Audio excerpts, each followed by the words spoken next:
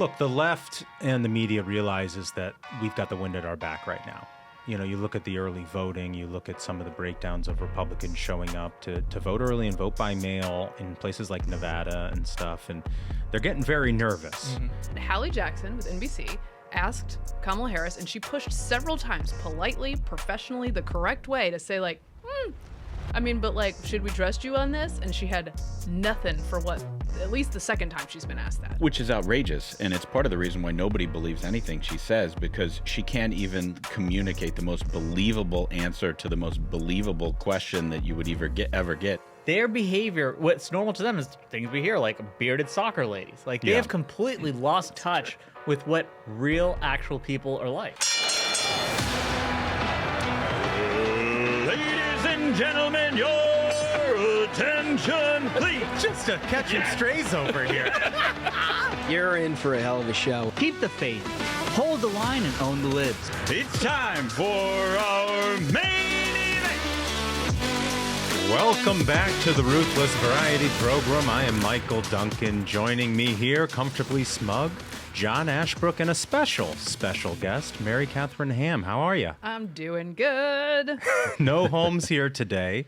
You're filling in his stead. We appreciate that. He's out there on the road, folks. Yeah, working hard for the big win. Yeah. That's the thing, folks. Like, voting is underway. We're doing everything we can. Holmes is out there trying to do last-minute stuff to make sure President Trump wins. It's up to all of us now. Votes are being cast. Make sure you get your vote in. I mean, not me. I'm Kamala style. I'm just going to sit right here, take a day off. Holmes can do the work. Yeah. I got a text from my mom this morning that she early voted in Florida. Excellent. So another one in the, banked, which we love to see. Folks, we got a great show for you here today. The Democrats are getting a little desperate. They sure are. Feels like it. Getting a little desperate. Seeing a lot of stuff out there that just reeks of desperation. We also have a Democrat who shot a journalist. Mm-hmm. Did see that. Which I I'm guess sure, things are that bad. Yeah. They're fighting each other. So I don't know if it's one of Ashbrook's journo buddies. I think it was. But it's going to be a really good segment. You're not going to want to miss that. Sacrifice him for the cause. There you go. And then we've got some great variety here in this episode. We got some bearded female soccer players. Good guy. Which is a new thing. Inspirational. And also stunning, brave. Also the World Championship of Conker, which I don't know what that is, but I'm looking forward to finding out. But we got to get to the meat of the program here. Quick little housekeeping item up top. You're not going to want to miss. We're going to be doing it again. Our Friday live show. Yes. Fellas, the last one we just had so much fun. I can't wait to do it again. Just for everyone's scheduling here, it is Friday at 8 p.m. Eastern. Mm-hmm. It will premiere on YouTube. Yeah, and I think last time we had like well over 100,000 people who just watched the YouTube. And how many votes was it in 7 states that decided the last election? Like 40,000. So yeah, if everyone who watches and listens, not just them, but gets a friend to vote for Trump, that's all it takes. Yeah. That's all it takes. Yeah, and I mean, look, the left and the media realizes that we've got the wind at our back right now. You know, you look at the early voting, you look at some of the breakdowns of Republicans showing up to vote early and vote by mail in places like Nevada and stuff, and they're getting very nervous. Mm-hmm. As a sort of a table setter to that, I think we got to play this CBS News clip. This is Norah O'Donnell. Election day is just over 2 weeks away, and the fight for every single last undecided vote in battleground states is intensifying. Vice President Kamala Harris is targeting disaffected Republican voters by hitting the trail with Liz Cheney in the crucial blue wall states of Pennsylvania, Michigan, and Wisconsin.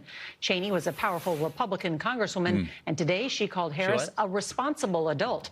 As for former President Donald Trump, he was back in North Carolina again, pushing false claims about FEMA and immigrants. That's after he spent the weekend slinging a crude insult at Harris, engaging in lewd locker room talk about the late golfing legend Arnold Palmer, and staging a campaign stunt at a Pennsylvania McDonald's. I can't. Yeah. That's the news now. Very much straight news. Yeah, just a little bit of he said, she said. This is the state of our politics. I had to look it up and make sure it wasn't AI. Yeah. I was like, maybe someone messed with. Nope, nobody messed with that one. That was real straight. I mean, yes. that's broadcast news. And in case you forgot, that was the moderator of the vice presidential debate. This is the most neutral person they can get to do broadcast primetime news? Well, she's just another one of these Democrat spokespeople for Kamala Harris, who works for a network news company. And, you know, I thought what was very interesting is they didn't play the video of Kamala Harris talking to Liz Cheney, where she went into her thing about the duality of democracy and made zero sense. She just talked over her. She wasn't going to play her. The network voiceover is really a friend to Kamala. 100%. They gotta It just tune that out. Yeah, it's interesting, though, and I've noticed this. I did a segment for CNN. Oh, CNN Stunning, today. brave. I think it's gonna air tomorrow or something. And they were asking me at one point, like, are you concerned at all about, you know, Donald Trump's behavior here in the last week? You know, the dancing on stage and the weird things he's been saying. And I was just like, no. It seems like a guy who's having a really good time running for president, who, like, swinging a hot bat, just served a lot of Happy Meals at a McDonald's. Like, it seems like he's having fun. Yeah. It seems like you guys aren't having fun. Yeah. The Arnold Palmer thing became such a thing, and I just want to point out, that former President Barack Obama on the DNC stage made a joke about Donald Trump's member. Oh, Yeah. you're kidding. I don't remember. Referenced its size, and Tim Walz, in his introduction speech, made a couch effing joke about J.D. Vance. But Right. those weren't problems. kidding, Those were not MK. instability. I mean, also to a certain extent, part of the reason that Democrats are having this like problem with male voters is any actual normal behavior from a guy. For years, they've said this is toxic. How dare you dance on stage? How dare you laugh? How dare you serve up burgers? And McDonald's like, we've seen Schumer try. They were just like raw burgers he put cheese on top of. They don't know what actual normal behavior is. Their behavior, what's normal to them is things we hear, like bearded soccer ladies. Like, they have completely lost touch with what real, actual people are like. Well, and the stuff that they used to say was abnormal and beyond the pale is suddenly normal when it comes out of their mouths. Let's play that clip of Joe Biden spaghettis. Physically eliminate, shoot, kill someone who he believes to be a threat to him. I mean, so I know this sounds bizarre. It sounds like if I said this 5 years ago, you'd lock me up. We got to lock him up. Oh, we got to lock him up. Yeah. Is that rhetoric a problem? Is it a problem? Sounds to me like they want to use law enforcement to go after their political opponents. Pretty much. And to me, the most I think important reaction to this came from Alex Thompson. He's one of Ashbrook's journal buddies. In a tweet, he said, a counterpoint from a current Biden admin official. For better or worse, no one is listening to him anymore talking about Biden. And his words have little power and less reach. It's a blip. Gone in any meaningful way by midday tomorrow if it makes it that long. Well, sure. This is a current Biden official, Right. Biden administration official saying that, like, no one's listening to Biden. He has no power. Yeah, Like, what is he, the President of the United States? like, did we just have a 25th go down and none of us knew about it? Like, this is also a heart of a serious problem that she hasn't been able to run from Biden, but at the same time, they all know, oh, well, you know, Biden's been pushed aside. He has no real power. Americans realize this. Oh, He's the literal president. Yeah, they 100% realize it, and Kamala can't answer a question about when she first noticed that Biden was losing his mind. MK, I know you tweeted about this. No, because on I her appreciated MSNBC it. I interview. feel like it should be a big story that the president is very obviously not in charge, and we don't know who is. But nobody has an issue with this. That's not a danger to democracy. But Hallie Jackson with NBC asked Kamala Harris, and she pushed several times, politely, professionally, the correct way to say, like, should we trust you on this? And she had nothing for what, at least the second time she's been asked that. Which is outrageous, and it's part of the reason why nobody believes anything she says, because she can't even communicate the most believable answer to the most believable question that you would ever get. There were some leaks out of this new Bob Woodward book. I don't know if you guys saw this, but there were White House people in the summer of 2023 who were talking amongst themselves about how bad Joe Biden was at the time. This was around the time, you might remember, then he couldn't think of the word veteran. Yeah. At some like Pennsylvania event. Yeah, and there was the fundraiser, too, where Yep. he was on stage, and I think it was Clooney or some of the other, like, Hollywood people. Obama carried him Obama, and they leaked, like, that he didn't know where he was. Yeah. Yeah, I mean, the problem Couldn't even was shoot. that at that point in time, the truth was a conspiracy theory. Yep. And now the conspiracy theory is acknowledged as truth. That's the thing. It's is, like you were on the wrong part of the timeline, Duncan. Yeah, I know. like people were pulling up these articles from last summer or after that story broke where it was like CBS News saying that Republicans are pushing a conspiracy theory that Joe Biden is going to be switched and won't be the candidate next year. Yeah. Like, conspiracy theory is a new term for spoiler alert at this point. Like, this is all these things that they've been telling us that, oh no, Joe Biden is well. There's no reason that he's not the candidate. All of this matters, and it's obvious to the American people that they've been being lied to. By the way, Politico used the parentheses without evidence on this clip from Biden where they said, this will add fuel to the fire for Republicans who want to seize upon the idea that they would put their adversaries in jail. Right. Like Without the current evidence. president That's what they've been said doing. it strikes me as odd that the media has this fascination, not just with the, is Trump okay? He's dancing on stage and that sort of thing. And they're really trying to press this thing on the enemy within. Trump talks about these people who are out to get him, and that's just crazy. And it's like, well, I watched the Al Smith dinner, and Letitia James, who's trying to put him in prison, is on the dais with him. So he's not exactly wrong, But That seems an important fact. they make you think you're crazy. That's Right. it. It's called gaslighting. That's it. I mean, really I think it's a dictionary definition. And honestly, it's gotten worse over the years. I know that you guys have also noticed this, but over the last 10 or 15 years, it has really gotten worse. And I think, we've talked about this on the show before, but I think the fundamental reason is that newsrooms are full of Democrats. There is not, they don't reflect what the rest of the country is. Half of this country is Democrat, half of this country is Republican. The newsrooms are entirely made up of Democrats. And so their internal conversations all sound like a conversation at the DNC. And if they had half Republican, half Democrat inside of these newsrooms, maybe they wouldn't say such idiotic things on TV. Yeah. Yeah, I mean, it's very clear they're doing their best, their level best to help Kamala get across the finish line. But it's going to be a little difficult with this candidate. When we come back, we're going to show you an absolutely horrific interview that Kamala bumbled her way through. We got a lot of that and more right after this. Folks, let me tell you about my friends at Americans for Prosperity, America's largest grassroots organization. Americans for Prosperity is out there every day fighting for you. Their goal, reignite the American dream. AFP's priorities are simple: secure the border, end inflation, make energy more affordable. And AFP gets results the old-fashioned way, through grassroots activism. They bring together like-minded conservatives, turning them into a grassroots army, and defeating the left's terrible big government agenda in the states and in Washington. And that's where you come in. With the media, celebrities, and universities stacked against us, it's the grassroots that will help us win. So please find an Americans for Prosperity chapter in your state and get in the fight. Go to americansforprosperity.org.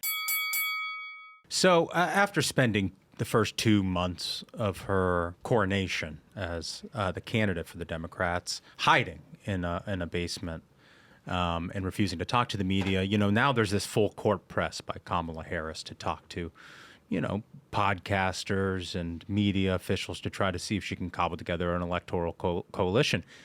Well, they had to take her off the trail to prep for this because it's been a rare thing, folks. Not a lot of media training for Kamala Harris that's worked thus far. They take her off the trail for a day to prep for this interview. Spaghetti, let's put up that clip. Let's see how that prep worked. Right now, we're talking about border security, and there's no Democrat talking about a pathway to citizenship, an immigration relief, and the benefits that migrants bring to this country. Oh, but there's no question that migrants bring. America is a country that was built in part by immigrants. But people are concerned about their TPS, their DACA, we're talking about mass deportations. I'm not talking about. What do you stand on mass deportations? What's your stand there? We need smart, humane, immigration policy in America that includes a pathway to citizenship. That man is like, ma'am, this is my second language. Yeah. Right. And I need you to catch up. So that was Telemundo. And Kamala had a real issue actually explaining what it is she wants to do on immigration, which, when you're targeting Hispanics on an issue that Hispanics care about, you got to be kind of clear about what you're going to do on an issue like that. And so, to me, this is the hilarious thing about how they've gotten themselves, the Democrats, into a corner, because polling shows that Latino citizens of the United States do not support this Democrat idea of mass amnesty, right? Of this just open the border and allow anyone to come here illegally. They're against that, and that's part of why we've seen Trump make such headways with Latino voters. Meanwhile, this journal was trying to be like, listen, we all know the Democrats want amnesty. Can't you just say it? Wouldn't it be really nice if you said right now what you're trying to do? And she knows, she's like, I have to wait until the election is over. If I win, I'm going to be able to do it. But I can't tell these people that I want mass amnesty. Therein lies sort of the problem of her candidacy from day one is we know where she stands on all of this stuff. She told us in 2019. Yep, she's told us all her plans. She wants mass amnesty. Right. And, she stood on that stage during the presidential debate and raised her hand when they said, do you want to decriminalize border crossing? So we know where she stands. And then she spent, since she became the nominee, all of her time erasing that history, flip-flopping her position, putting up ads talking about her, tough on border stance and showing drone footage of Donald Trump's border wall. And so now she gets in front of a journalist who wants very clear policy position. She can't give it because she can't remember where she stands on anything. She's an idiot. Her parents are probably idiots too. Yeah. I mean, maybe actually, she grew up in Canada. Maybe French is her first language. That's worth it could be it. Has she debuted the French accent yet? I think that's the we're getting there. She's headed to Louisiana soon.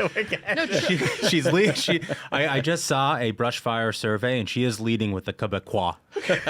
Unfortunately, not a lot of them in the United States. She's truly astonishing. I hadn't seen that clip, and I was reacting in real time, and it's amazing. Yeah. To your point, MK, she spent an entire day preparing for that. That's the most terrifying thing, is that she would spend an entire day and she can't even spit out like a rote Democrat talking point. Think about how many politicians there are in Washington who could do that, and she's the person who wants to be president. Her literal job is to think and talk about these things. Exactly. That is her job. And you don't even have to take our word for it that she has an issue here that she can't explain her policy positions, because 1 in 4 of voters believe that she has not properly explained what she would do when she became president. That is the defining issue for her campaign this last 2 weeks of the election. Yeah. It feels like they have a close the deal problem. Yeah. And they have just realized it. And she didn't want to talk about policy. She wanted to do vibes. Yep. And then she had to start putting weed policies out for black men all of a sudden 2 weeks before the election. Then she had to put more policies out for Latino families. It's like, y'all should have done this. Isn't it funny that her campaign started with the politics of joy? And then Donald Trump is serving Happy Meals and dancing on stage and totally steals that whole thing. Well, and that's why they're like, well, now we're mad, but we're joyful. But it's wild to me. You have one job. Yeah. It's tell voters why they should pick you. And she can't even do that. After a full day. I mean, they were easy questions. What are you going to do about immigration? And she's like, well, what? Niner? How is this even possible? There's just not an excuse for it. This is your job. You have to do it. And she doesn't seem to be capable of delivering. Well, the writing is on the wall, at least according to Politico. The headline here, warning signs for Kamala. The clock is ticking on Kamala Harris, the vice president's tour with Liz Cheney. We referenced that at the top of the show. Focused on Trump's outrageous conduct rather than Harris's willingness to work with Republicans. Her and Dick Cheney, Liz Cheney, descended on the crucial Milwaukee suburbs Monday night and, sitting side by side, delivered compelling political sermons. The problem was they were preaching to the converted. The event was explicitly aimed at those moderates and one-time Republicans who remained up for grabs, and this is the important part, and may decide the election, but the rhetoric seemed better suited for those in the audience wearing Dude, this is crazy. Amazing. The Lincoln Project in LA t-shirts. That is an observation from Politico.com. Not exactly best friend of Republicans out there everywhere. And they could not stop themselves from writing down this. Right. Because this is a strategy designed for never Trump green rooms on cable news, not actually for winning an election. Well, and the writer of this story, Jonathan Martin, has been quite friendly to her and making all sorts of excuses for her policies and her past positions and saying, like, no, she's not really any of those things that she's ever said on camera. She just wants to win. And then, so for it to come from him is interesting. He also says, evening's moderator, Wisconsin conservative talk show host, turned anti-Trump writer Charlie Sykes, opened with the political equivalent of a fastball down the middle of the plate, which was like, how do you appeal to Republicans who might be willing to vote for you? How do you do the thing you're supposed to be doing tonight? This is, and I think like the problem is my girl needs a T-ball. She does not need a fastball over the plate. She can't do it. She can't do it. And I think it's helpful to note for the audience, J-Mart, who is just a far left-wing advocate masquerading as a journalist, was actually the best man at Ashbrook's wedding. What? Yeah. This is like some behind-the-scenes info. We're going to need a fact check. Best friends with J-Mart is this guy Ashbrook over here. So whenever you see this kind of like activist left-wing journalism, you have to wonder, Ashbrook, why are these guys your best friends? I remember we're in Milwaukee. We're all trying to elect Republicans to support President Trump. And it's Ashbrook hanging out with J-Mart being like, yeah, how can we get some Republicans? Smug is a journo. Takes one to know one. What I really liked about this story is this. The vice president began by citing the lived experience of most Americans, sounding more like a graduate student from down the road in Madison than most Americans. So I'm so glad you mentioned that, because that's Politico writing in Politico's voice, right? This isn't a quote from somebody in attendance like, hey, how do you think it went? And what that tells you is everything you need to know. The media knows she's flailing right now, and they're doing their best to help her course correct. And they saw this event, and they laughed at it, and they're like, all right, how can we get her to knock this shit out? Because it's not working. It's a little bit late. Yeah. Well, I mean... Like, I'm sorry, it's just a little late. Yeah. Well, here's the thing.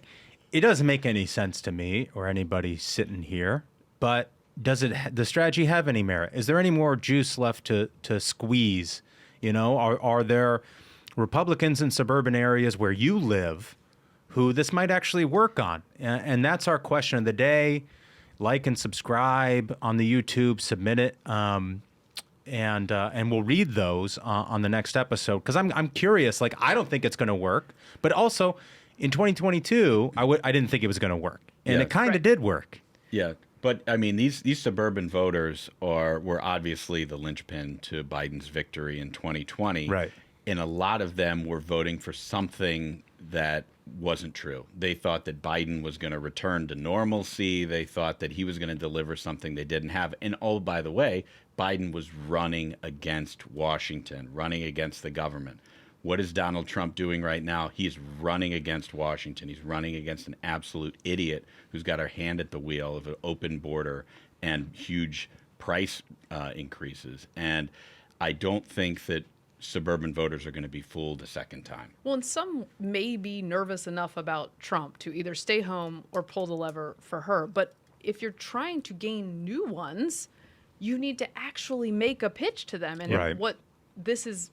You're right. Homing in on is that she cannot, and she's not doing it. You'd have to you'd have to do that work. No, but it's a really important point, because these are people who are getting the strongest pitches from every life insurance salesman, every person who's trying to get their business on whatever it is.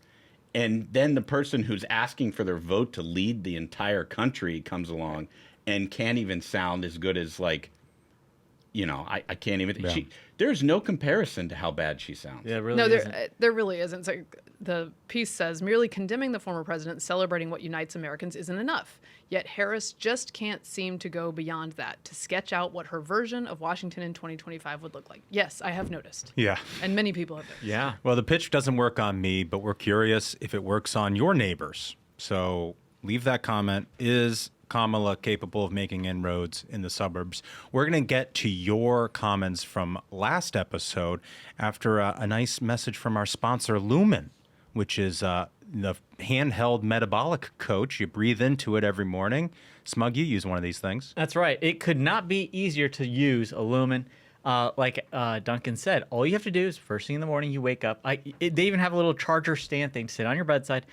You pop the cap off of it, you breathe into it, and it says, okay, currently your body is burning carbohydrates or burning fat, or it tells you exactly where your state is. And then it goes even further. It says, here's what the rest of your day should look like. Here's what you should eat. Here's how you maintain the most healthy lifestyle possible for you. And like I've said many times, I've got an Oura ring, I've got a Whoop, I've got all the devices to keep track of my health. They will give you information, no doubt. But like, I don't know what HRV means or how I affect HRV or improve my HRV. Lumen doesn't give you just like some mysterious numbers. Lumen just tells you what to do, which is what I'm always looking for. Just give me the answer. So what were those magazines that they always had them in airports? I don't know if they do anymore. The Consumer Reports magazines where they give you product reviews and everything. Folks, Smug could do that when it comes to anything health related and technology related. Yes, I've bought them all. I've tried them all. This guy's got like $1,000 of doohickeys on right all now. over. They're keeping track of me, making sure I don't croak. But there really is nothing simpler to use than the Lumen. I pay for a dietitian. I've been trying to get into really good health. And the information that Lumen provides, it's like Ashbrook always says, these are PhDs who put it together. So you're getting accurate information. It coincides with what I'm being told by the dietitian. Yeah. And when you're on the road or you're traveling and stuff and it's tough to meal plan, it's a great way to sort of figure out immediately what you should meal plan that day, which I absolutely love. That's why I love Lumen. So if you want to take the next step in improving your health, go to lumen.me/ruthless to get 15% off your Lumen. That's LUMENDOTME/ruthless for 15% off your purchase. Thank you, Lumen, for sponsoring this episode. All right, let's get to those comments from the last episode. As a reminder, the question was, if you were Trump's campaign manager and you could plan this last 2 weeks of the election, what would you have him do? Would he go on another podcast? He's doing Joe Rogan, which is pretty awesome. Yeah. But what would you, dear listener and viewer, tell Trump to do the last 2 weeks? So let's go to that first comment, The Voice. And as we always say here on the Ruthless Variety Program, like and subscribe if you wish to opine. The first one comes from Jimmy Major. And Jimmy writes, his campaign should have him visit a rural VFW in a swing state. The visual of him interacting with old warriors could turn a few of those veterans who have bought into the leftist lie that he called veterans losers and suckers. I think so. First of all, I've seen Trump with some vets. I mean, he is very, very good with them because what they're interested in is honesty from their leadership. Yep. And that's what they get with Donald Trump. And so I think that Jimmy's got a great idea here. He should do more of that, and I'm quite confident he will. Yeah. I saw that Jeffrey Goldberg of The Atlantic put up an article on Tuesday night that apparently, Trump said he wanted Hitler's generals or something. This is like a blind quote. And then I guess Mark Kelly, or John Kelly says he said it, and everybody else denies it. Yeah. But like John Kelly apparently heard him say that, but then continued working for Donald Trump for multiple years and then didn't mention it until 2 weeks before the next presidential election. And that's the thing is, like, everyone knows that this is just made up garbage here. In the closing days. Kayleigh McEnany was in the room at the time that in this article it says it went down. She said that did not happen. The family of that veteran who passed away instantly put out on Twitter, this is a complete lie. And, we think it's horrific that Jeffrey Goldberg would lie about our lost family member in this way. This bothers me so much about the press these days is that Gold Star families are only worth listening to if they're willing to trash Donald Trump. Right. And otherwise no. And there's no one named on the story about the veteran. John Kelly is a named source. He put his name on it talking about these other quotes. But the story about the veteran, there's no named source. I couldn't get a similarly sourced story on Kamala Harris published certainly not at the Atlantic, anywhere. Well, yeah, but but they just run with this nonsense, even when they're being refuted. They can run it at the Atlantic because the Atlantic is owned by Laurene Powell Jobs. That's right. Who's the widow of Steve Jobs and a Democratic mega donor and billionaire. Yeah. Right. She literally owns the Atlantic, and she owns part of Axios. She's one of the top donors to Kamala Harris, and she's a huge funder of these left-wing dark money groups. Personal friends with Kamala Harris. So I don't think she'd have a motivation to spread lies about Trump right before the election. Right. All right. MK, what do you think? You want to read comment number 2? Sure, I can read.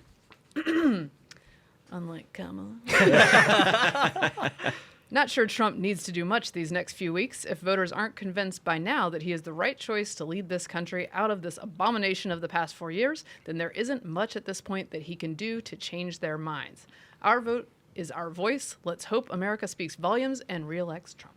Yeah. And that's it, Frank. Like, right at the heart of the issue is voting is already going down. It's going to take all of us. Every single person listening to this needs to go in there, get their vote already tallied. Like, we've been getting these optimistic reports of, Republican turnout in early voting is looking good, but like, do not, rest on your laurels. Don't think, oh, well, we got this in the back, because it's going to be razor close. And it's going to take every single one of us to go out there and make sure you vote. That's the thing. They look like they're freaking out, but they're pretty neurotic in general. Yep. Yeah, so that's true. Yeah, watch out. Take it with a grain of salt. False flag neuroses. Yeah. All right, Smug, what do we have for number 3? Comment 3 is from Lisa Marie. And Lisa Marie writes, whatever Trump does for the next 2 weeks is going to be golden. He is the real joy candidate, like you're saying, Duncan. Yeah. A happy warrior. Meanwhile, Kamala has quietly quit her campaign. Quietly quitting on the campaign. She only spoke for 7 minutes at an event. She doesn't have the mettle to keep going when she's behind. This is why it's important to have a competitive primary. That's a very good point.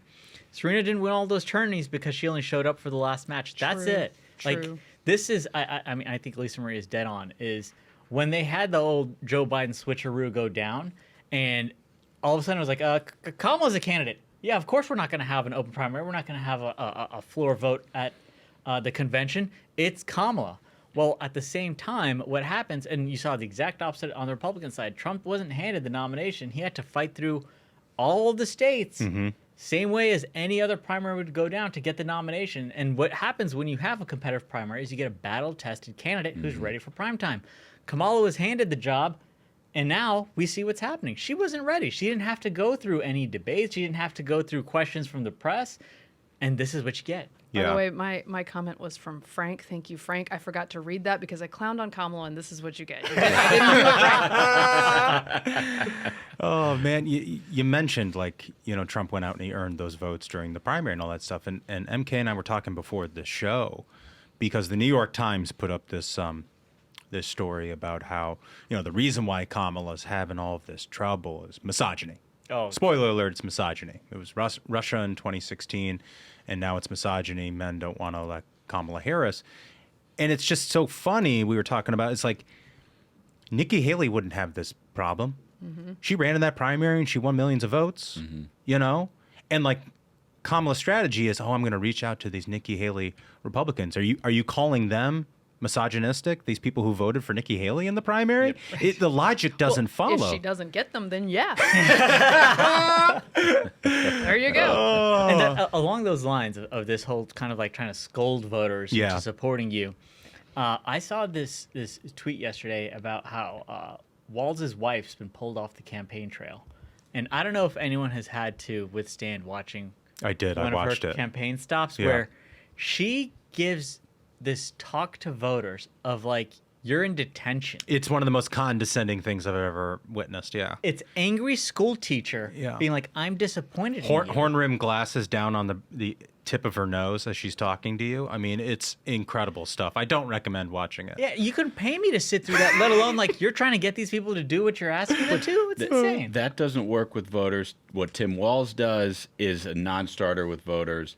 Kamala Harris, idiot, non-starter with voters. And yet, the New York Times says it's society's fault that they can't win. They never hold Dem elites accountable. That's right. And it was Democrat elites who were like, you know what, we're going to handpick this person. We're going to stiff arm everybody else who has an opinion, and we're just going to give you something. And then, at the end of the day, everybody's going to have to read in the New York Times that it's your fault. Yep. It has nothing to do with them. Well, and it's actually disrespectful to women to put up a candidate without a fight that she had to go through to earn it. Put her up. She does a bad job. She's demonstrably pretty awful at this. And then if she can't pull it across the line, you go like, it wasn't her fault. Yeah. But she's just a lady. What could she do? Speak in public properly after 20 years? Yes, I think she could. You could do that if you practiced. And that's the thing is, it's not like it was a mystery. They knew beforehand that she was terrible speaking in public. Voters hated her. She couldn't even make it to the Iowa primary when she was in a primary. They're just going to try to say misogyny. Yeah. Okay, so we got to get on to this story, and I can't wait to see what Smug has to say about this. Here's the headline from the New York Post.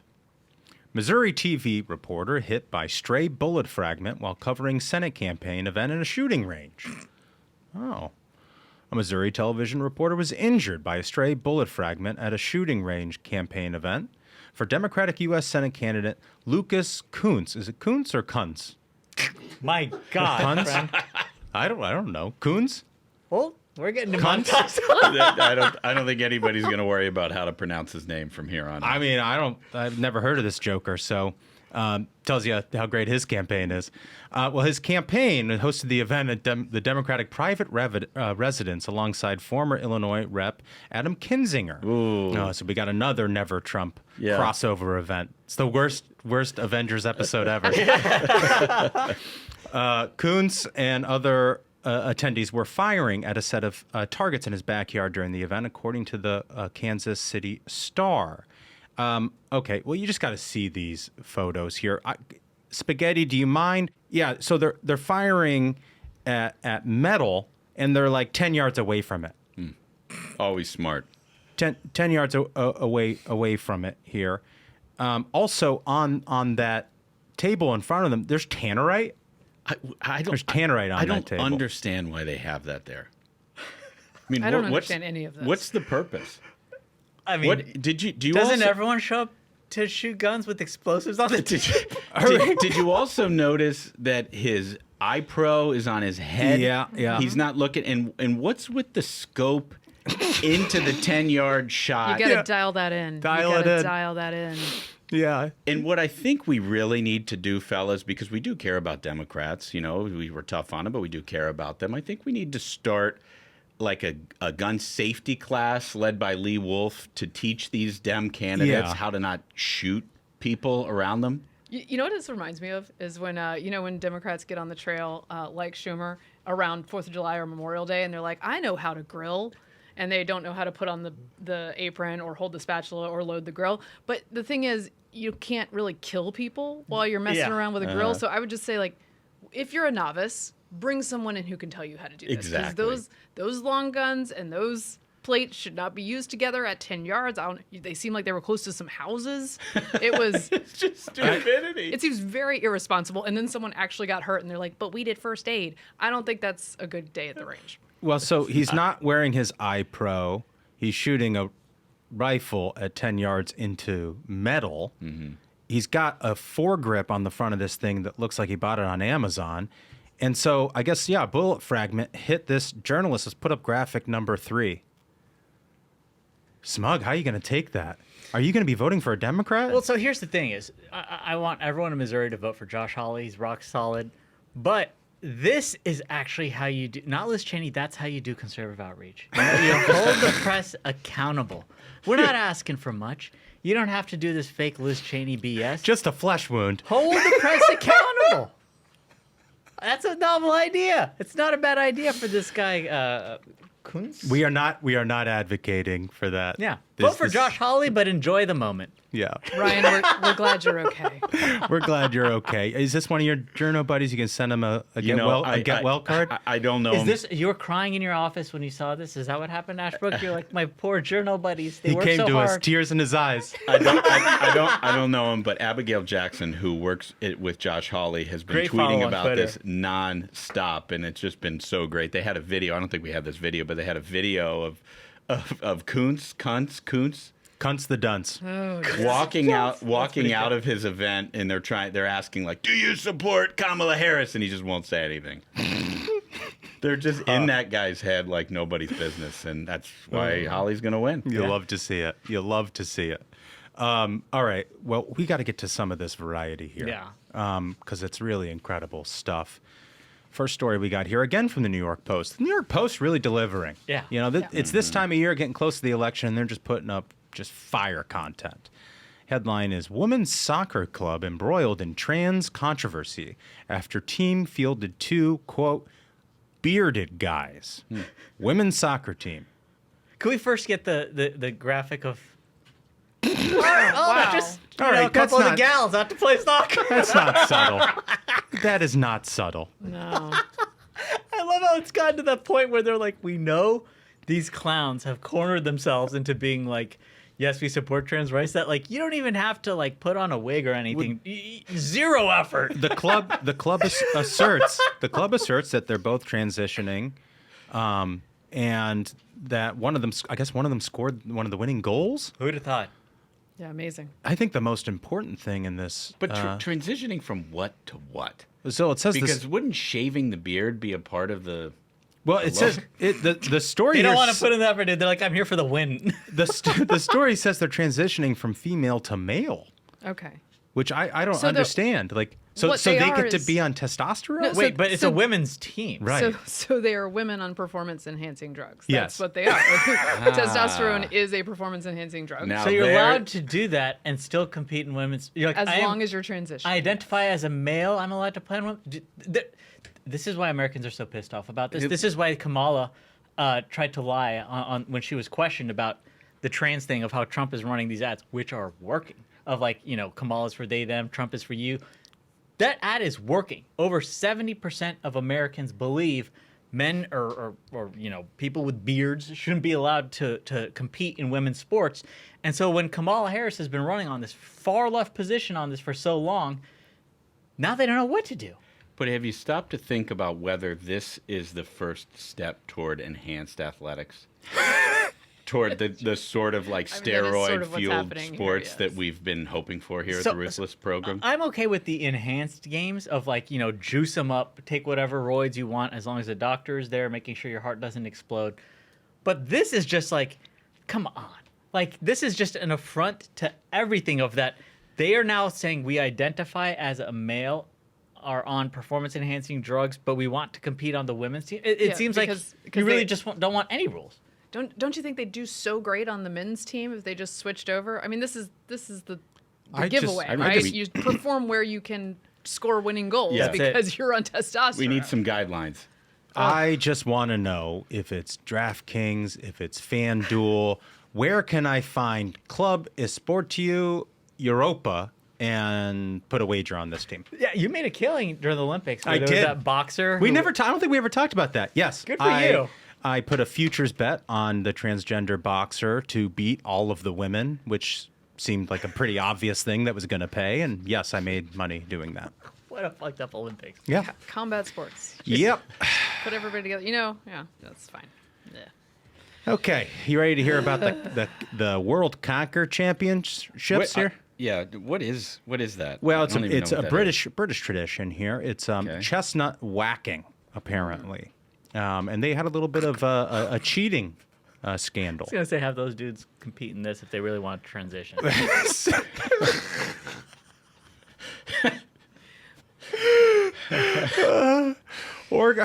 Organizers of the nutty annual event said that Dave Jackins, a veteran competitor nicknamed King Conker, did not use a steel chestnut to conquer his rival. The traditional game, played by generations of British schoolchildren, involves players using conkers, the glossy brown seeds of the horse chestnut tree, threaded onto a string to try to smash their opponent's chestnut. More than 2,000 conkers enthusiasts entered the annual competition in the village of Southwick in central England. Wow. It's not a sport. This isn't a sport. It's not a sport. Okay, it's not a sport, and now we know why the British Empire has fallen across the globe. Yeah. No, truly, not since George Washington has there been such a British nut crushing. Yeah. we have seen here. Unbelievable. MK off the top rope. Oh, well. That's why he's the father of our country. Well, so I guess investigators said they used film and photo evidence and took testimony from judges and umpires and concluded it'd be nearly impossible for Mr. Jackins to have swapped his conkers unnoticed. So at least it was a fair game of conkers. I mean, I'm going to go with MK. They should play the championship on the 4th of July to commemorate and celebrate their nuts getting crushed. This is what they deserve. Where did this allegation come from? Was it a Jeffrey Goldberg unsourced? There you go. Unsourced. Someone important told me that there was a metal conker. Ivy, just unbelievable. Only in Britain. Only in Britain. So, MK, you got some plugs for us. You're the busiest person in show business. You got another podcast now? I do, because anybody who has a podcast actually needs several. I don't know if you guys know that, but you guys have so many listeners that you don't need to branch out. But I'm going to try to piggyback on them by telling them that they should go listen to me. Please do. Getting Hammered, which you can find wherever you find podcasts. And I have a new podcast, Normally, with Carol Markowitz. So if you enjoy New York Post writer Carol Markowitz and myself, join us for Normally. You can find it anywhere you get podcasts. And Carol is terrific. I mean, she's one of the funniest people, great conservative writer. I'm going to be listening. She's terrific. It's good stuff. And you are as well. You will enjoy it. Yeah. I really can't wait, to be honest with you. My wife and I are always like trading these different podcasts. She's a big Barry Weiss fan and like everything with the free press. And as soon as I tell her about this, she's going to be like, oh, yeah, I'm in. We love it. We love it. We're just trying to be normies a little bit out here. Normalish takes in a weird news world. That's what we're doing. That's what people want. Yeah. That's exactly what people want. You just don't get that anywhere. And I mean, like, it's going to be a great show. You know what? I might have a pitch to suburban voters. Yeah, exactly. Be normal. So listen to MK. And again, that is our question of the day. Go on to the YouTubes. Maybe if you're listening to this in your earbuds and put your comment in on YouTube. We'll read some of those on our Friday live episode, 8 p.m. Eastern on YouTube, premiering. But, you know, is this pitch by Kamala going to work in the suburbs? Do you know neighbors who this sort of thing works with? We want to know. We want to know. It's important. We got 2 more weeks. We got to go win this thing. Fellas, I think we did it. I think so. Absolute banger of an episode. Gentlemen, thank you so much, MK. Thank you, Holmes. Keep working hard on the road. And thank you, listeners. Remember, we got that special episode on Friday. And vote. Early voting is underway. So until next time, minions, keep the faith, hold the line, and own the libs. We'll see you on Friday. Stay ruthless.